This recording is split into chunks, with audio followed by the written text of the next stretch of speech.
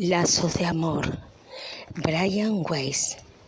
El reencuentro de dos almas gemelas destinadas a amarse para siempre. Capítulo 2. Siempre había tenido la sensación de que mi vida, tal como la viví, era una historia sin principio ni final. Me sentía como un fragmento histórico, un pasaje aislado, al que no precede ni sigue ningún texto. Podía imaginarme perfectamente que tal vez había vivido en siglos anteriores y me había hecho preguntas que todavía no era capaz de responder, que tenía que volver a nacer porque no había cumplido la tarea que se me había asignado. Carl Jung. Elizabeth era una chica atractiva, alta y delgada, rubia, de pelo largo y mirada triste. Cuando se sentó con aire inquieto en el sillón abatible, de piel de color blanco de mi despacho, advertí que sus melancólicos ojos azules, salpicados de motas de color avellana, desmentían la impresión de severidad que causaba su estricto y holgado traje chaqueta azul marino.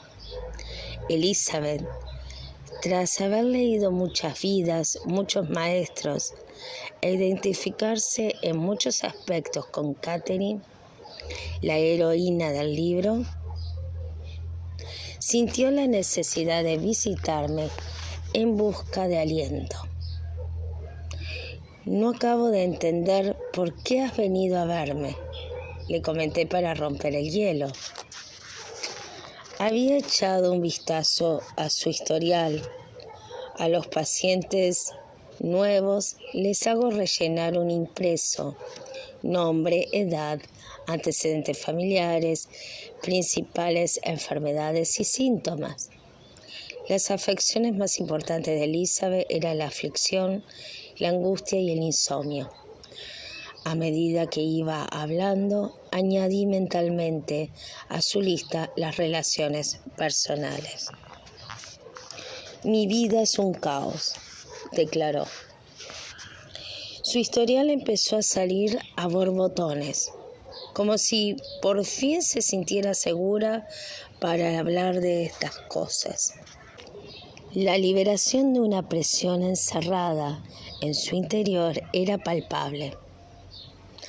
A pesar de lo dramática que era su vida y de la profundidad de las emociones que se ocultaban detrás de lo que decía, Elizabeth trató enseguida de restarle importancia.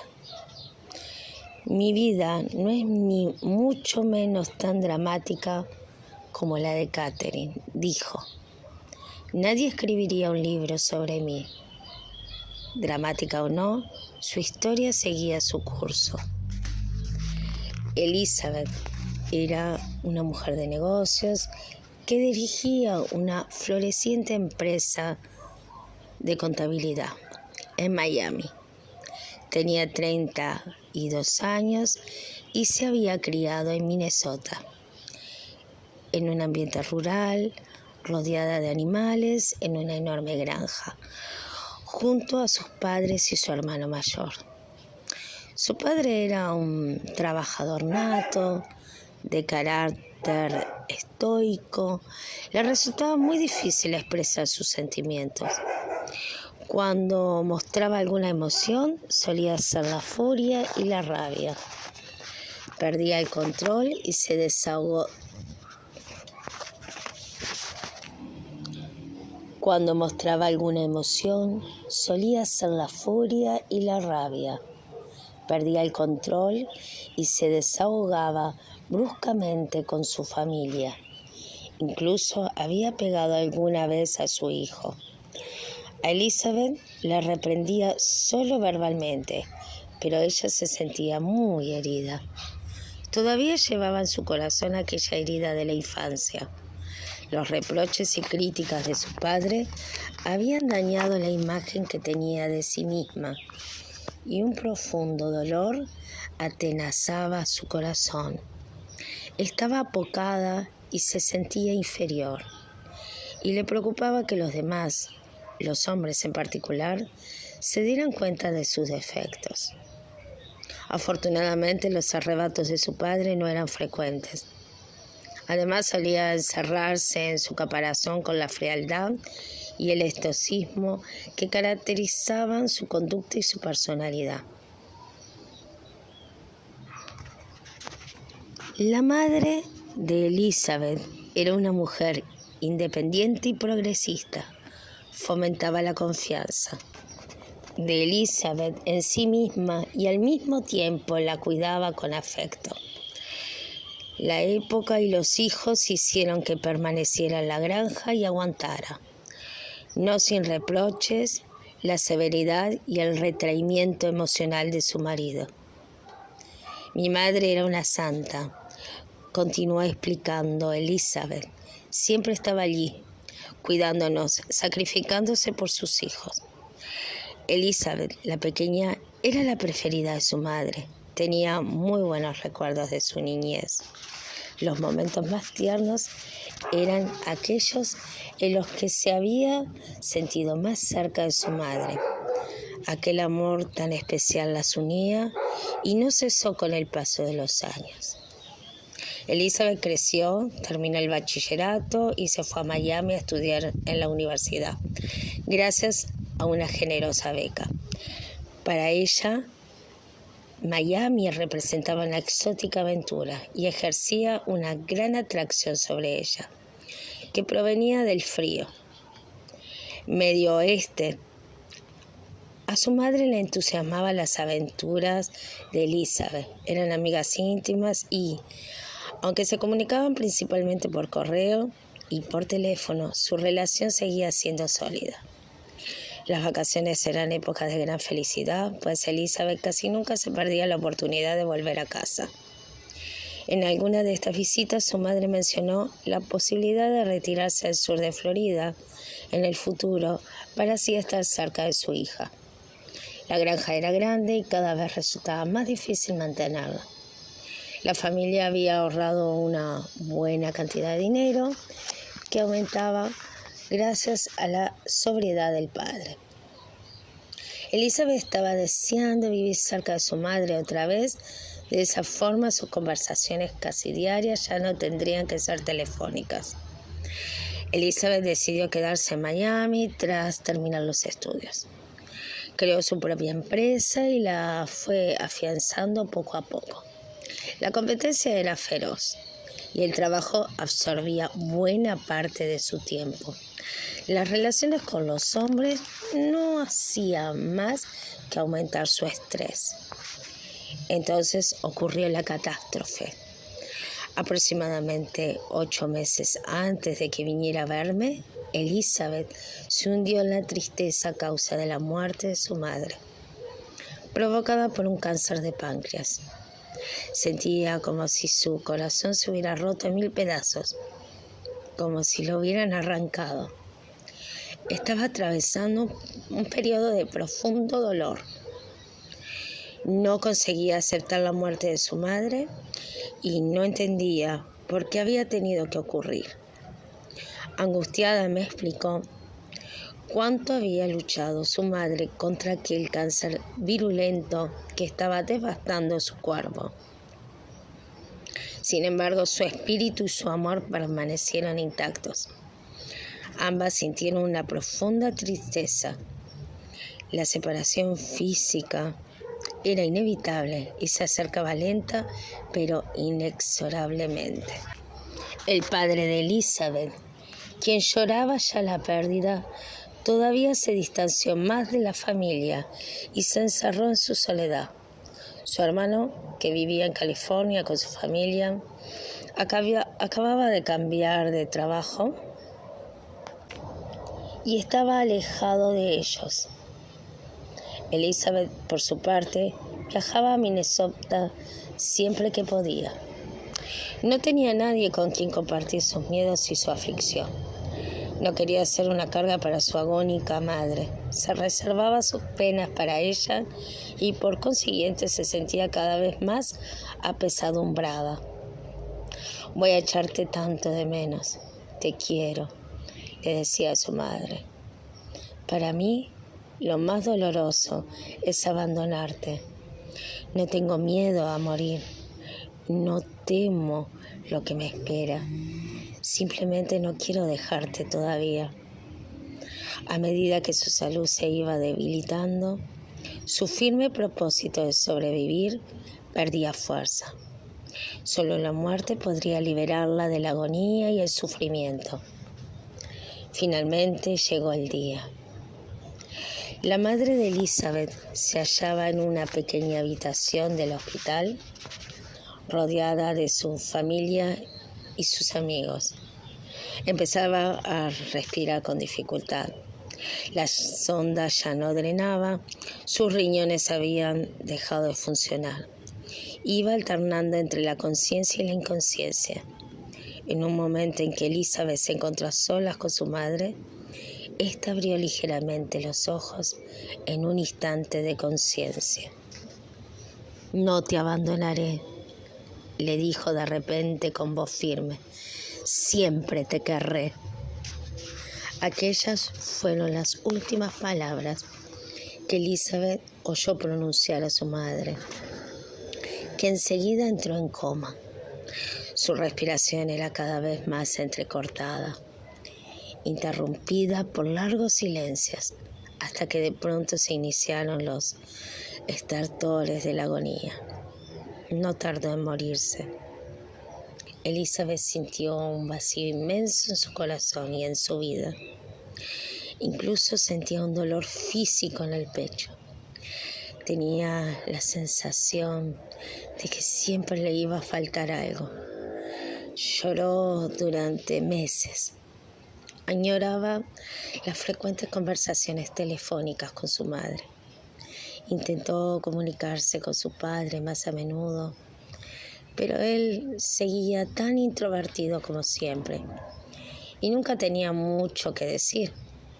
Podía pasarse 1 o 2 minutos sin pronunciar palabras junto al auricular del teléfono.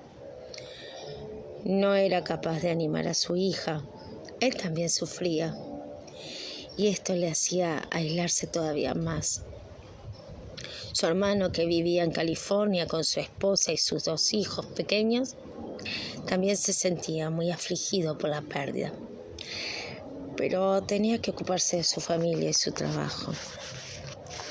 El sufrimiento de Elizabeth desembocó en una depresión con unos síntomas cada vez más graves. Le costaba mucho dormir. Le resultaba difícil conciliar el sueño. Se despertaba demasiado temprano por la mañana e era incapaz de volverse a dormirse. Perdió el apetito y empezó a adelgazar. Su energía había disminuido notablemente. Ya no tenía interés por las amistades y su capacidad de concentración era cada vez menor. Antes de la muerte de su madre, la ansiedad de Elizabeth se relacionaba principalmente con el trabajo, plazos de entrega y decisiones de responsabilidad. A veces también la angustiaba la relación con los hombres. No sabía cómo actuar ni cómo respondería en ella. Sin embargo, el nivel de ansiedad de Elizabeth aumentó espectacularmente tras la muerte de su madre. Había perdido a su confidente, consejera y amiga más íntima. Ya no podía contar con su principal apoyo y punto de referencia. Se sentía desorientada, sola y perdida. Me llamó para pedir hora de visita. Vino a verme con la intención de averiguar si en una vida anterior había estado junto a su madre o para intentar comunicarse con ella a través de alguna experiencia mística. En algunas conferencias y publicaciones yo había hablado de las personas que en un estado de meditación habían tenido estos encuentros místicos con seres queridos. Elizabeth había leído mi primer libro y sabía que se podía tener este tipo de experiencia. A medida que la gente va aceptando que es posible, incluso probable, que la conciencia siga existiendo después de abandonar el cuerpo, empieza a vivir cada vez más este tipo de experiencias místicas en los sueños y en otros estados de alteración de la conciencia. Es difícil decir si estos encuentros son reales o no, pero lo que parece evidente es que son intensos y muy emotivos. A veces la persona incluso recibe información concreta, hechos o detalles que solo eran conocidos por los difuntos. Estas revelaciones que se producen durante los encuentros espirituales no pueden atribuirse únicamente a la imaginación. Ahora estoy convencido de que se obtienen estos nuevos conocimientos y tienen lugar estos encuentros no porque las personas deseen o necesiten que esto ocurra, sino porque simplemente así es como se establecen los contactos. Los mensajes suelen ser muy parecidos, especialmente en los sueños. Estoy bien, me siento perfectamente, cuídate, te quiero. Elizabeth deseaba ponerse en contacto con su madre. Necesitaba algún tipo de bálsamo para aliviar su continuo dolor. Durante la primera sesión descubrí nuevos aspectos de su vida. Había estado casada por poco tiempo con un contratista local que tenía 2 hijos de su primer matrimonio. Era una buena persona y, a pesar de no estar locamente enamorada de él, ella pensó que aquella unión podía proporcionar cierta estabilidad en su vida. Sin embargo, la pasión conyugal no se crea artificialmente. Puede haber respeto y compasión, pero la química entre los dos tiene que existir desde el principio. Cuando Elizabeth descubrió que su marido mantenía relaciones con otra mujer por la que sentía más pasión y entusiasmo, rompió con él a regañadientes. Lamentó mucho la ruptura y el hecho de separarse de los niños, pero no sufrió por el divorcio. La pérdida de su madre fue mucho más grave para ella. Elizabeth era guapa y por ello le resultó fácil establecer relaciones con otros hombres después de su divorcio, pero tampoco éstas se caracterizaron por la pasión. Empezó a dudar de sí misma y a preguntarse qué había en ella que la incapacitara para establecer buenas relaciones con los hombres. ¿Qué hay de malo en mí?, se preguntaba frecuentemente. Corrijo, se preguntaba constantemente. Las dudas iban mellando su autoestima.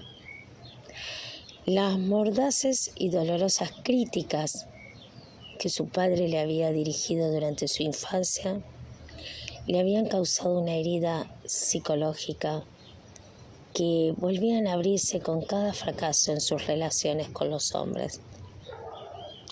Elizabeth empezó a salir con un profesor de una universidad cercana, pero este no quiso comprometerse con ella, debido a sus propios temores.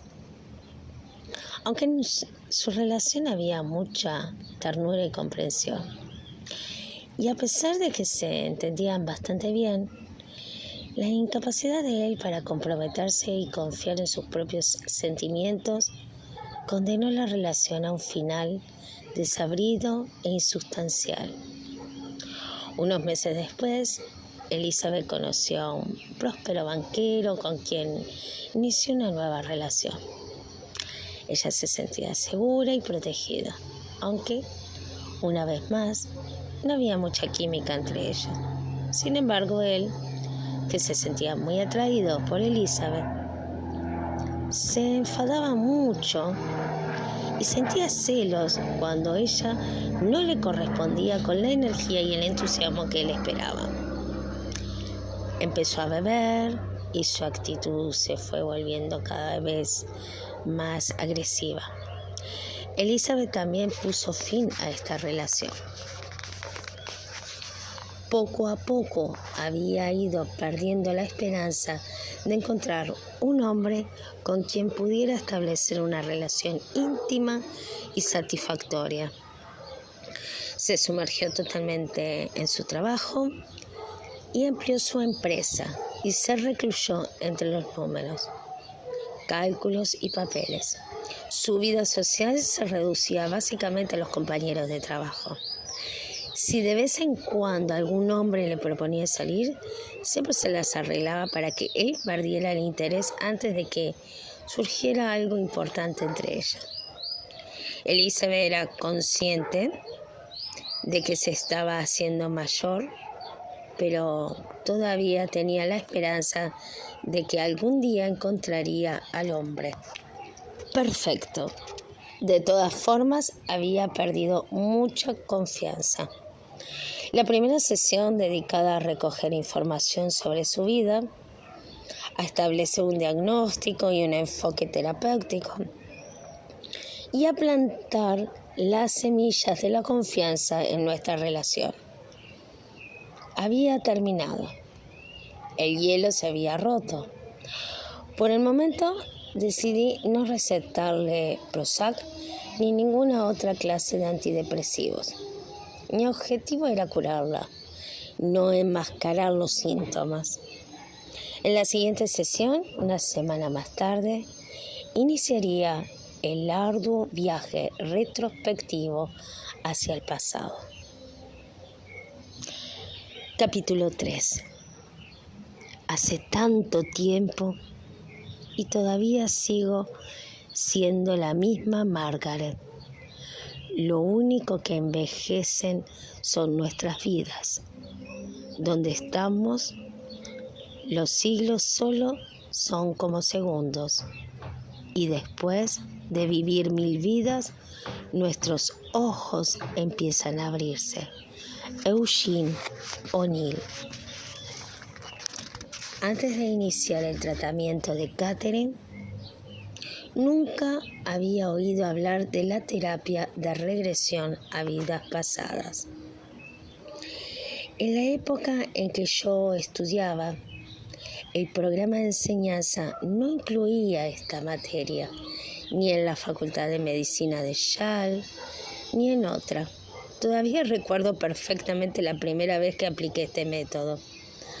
Había indicado a Catherine que retrocediera en el tiempo con el objetivo de descubrir traumas de la infancia que tenía reprimidos u olvidados y que yo pensaba que eran los responsables de su ansiedad y su depresión. Ella había llegado a un estado de hipnosis profunda que yo le había provocado hablándole con voz suave y relajante. Muy concentrada, atendía a mis instrucciones. En la primera sesión de terapia, realizada una semana antes, habíamos practicado la hipnosis por primera vez. Catherine había recordado algunos traumas de su infancia con bastantes detalles y emoción. Normalmente, en la terapia de regresión, si los traumas olvidados que se evocan van acompañados de emociones, un proceso que recibe el nombre de catarsis, el paciente empieza a mejorar. Pero los síntomas de Catherine seguían siendo graves y supuse que lo mejor era que continuara recordando episodios de su niñez aún más reprimidos.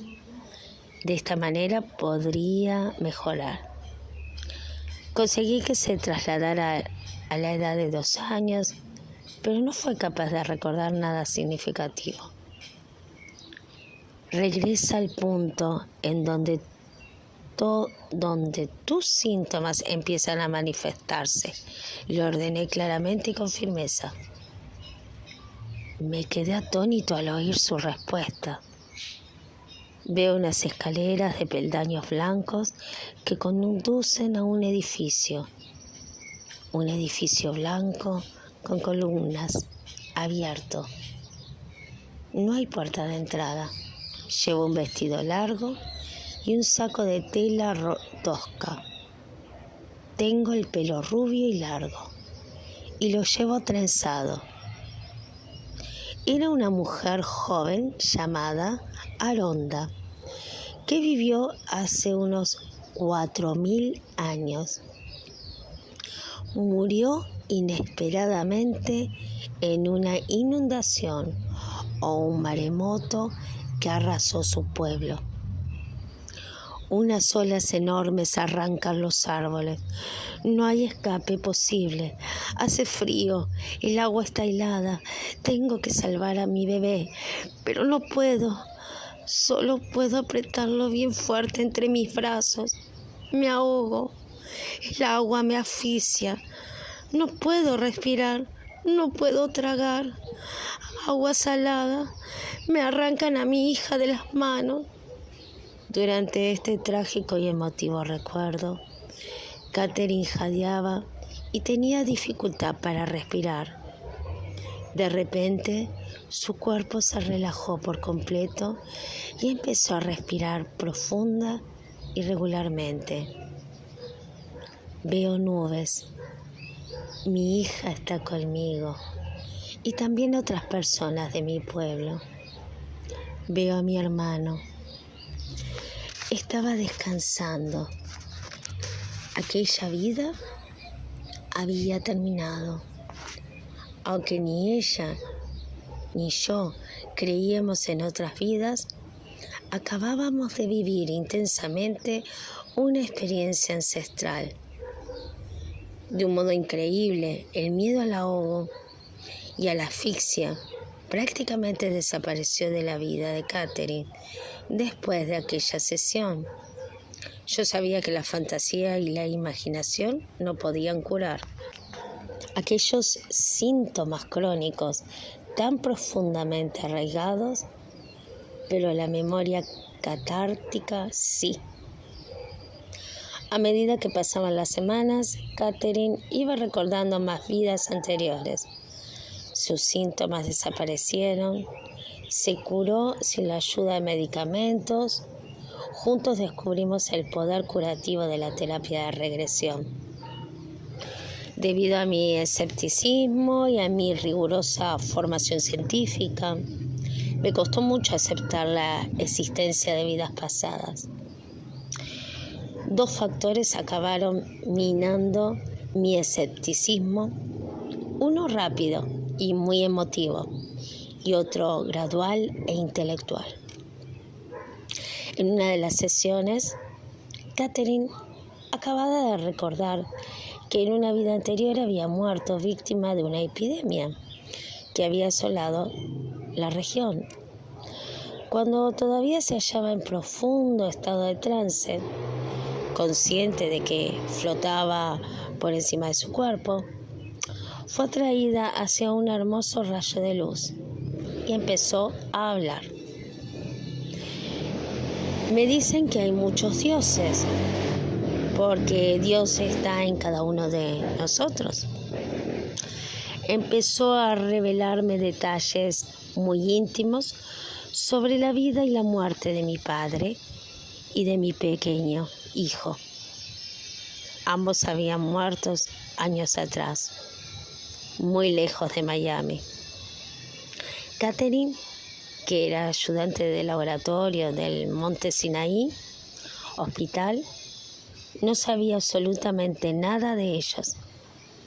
Nadie podía haberle proporcionado todos aquellos datos. En ningún lugar podía haber conseguido aquella información. La precisión de sus detalles fue impresionante. Yo estaba sobresaltado y me estremecía a medida que ella iba revelando aquellas ocultas secretas verdades. ¿Quién está contigo?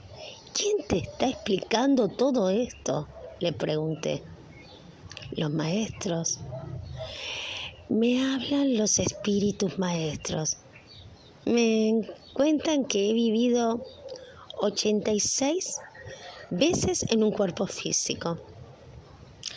En el transcurso de las sesiones restantes, Catherine transmitió muchos más mensajes que procedían de estos maestros.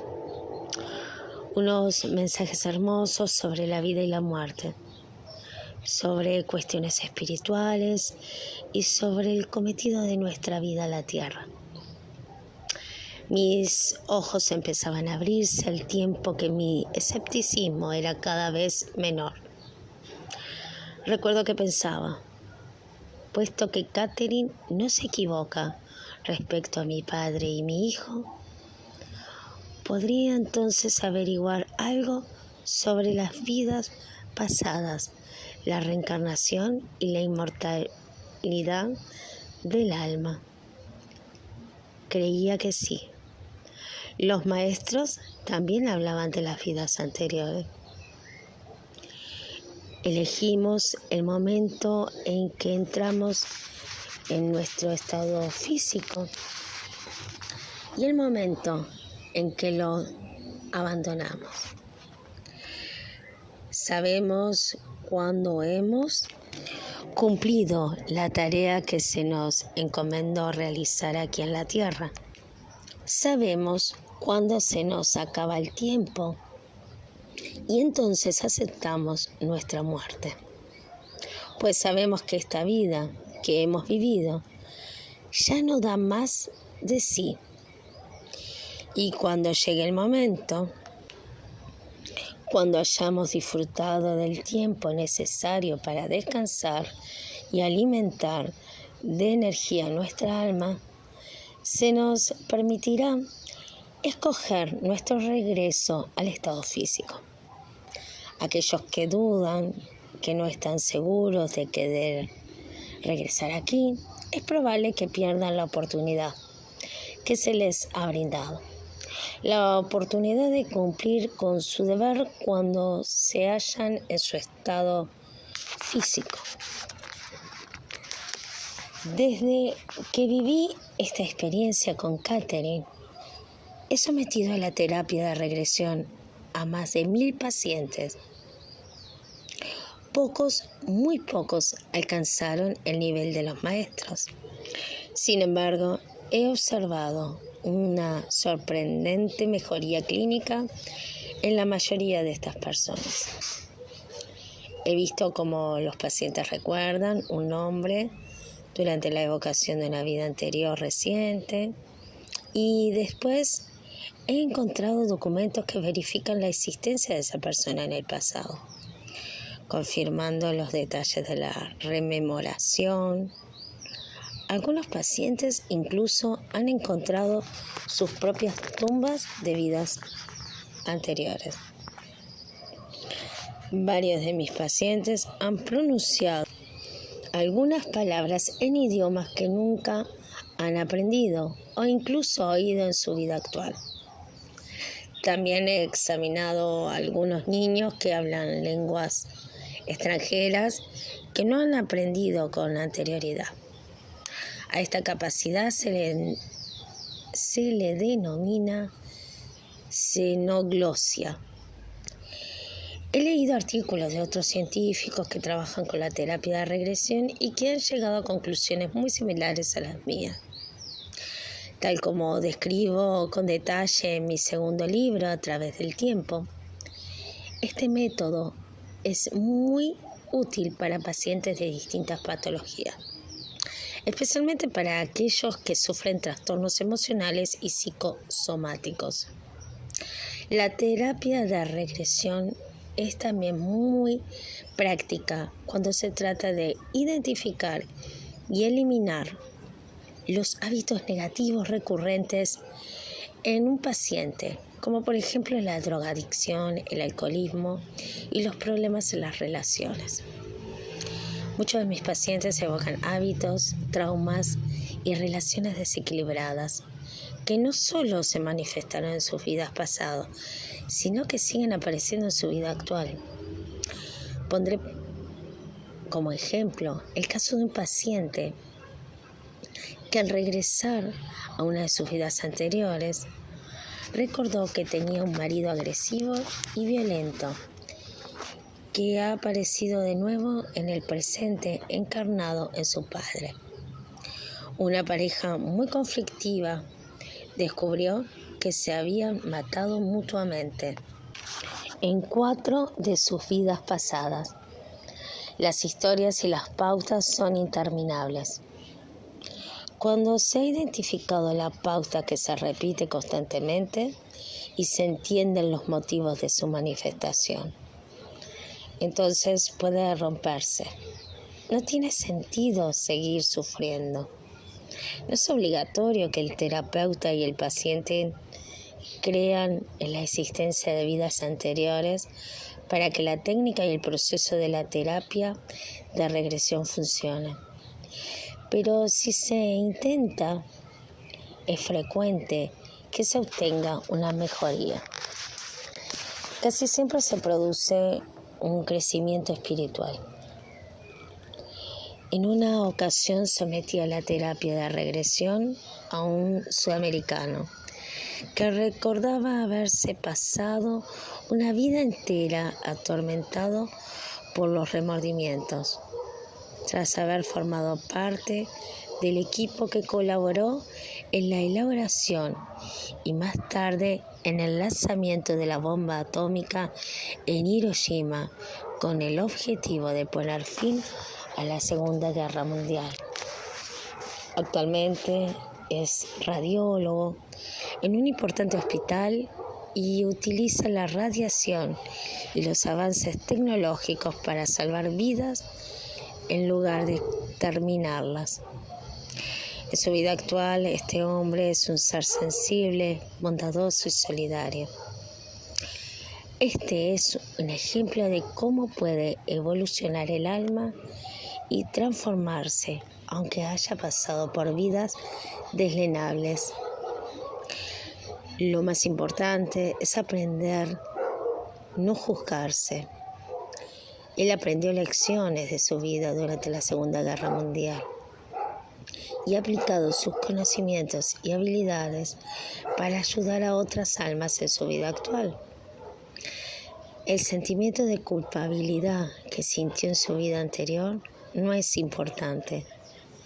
Lo que cuenta es aprender del pasado y no seguir pensando en ello y sintiéndose culpable.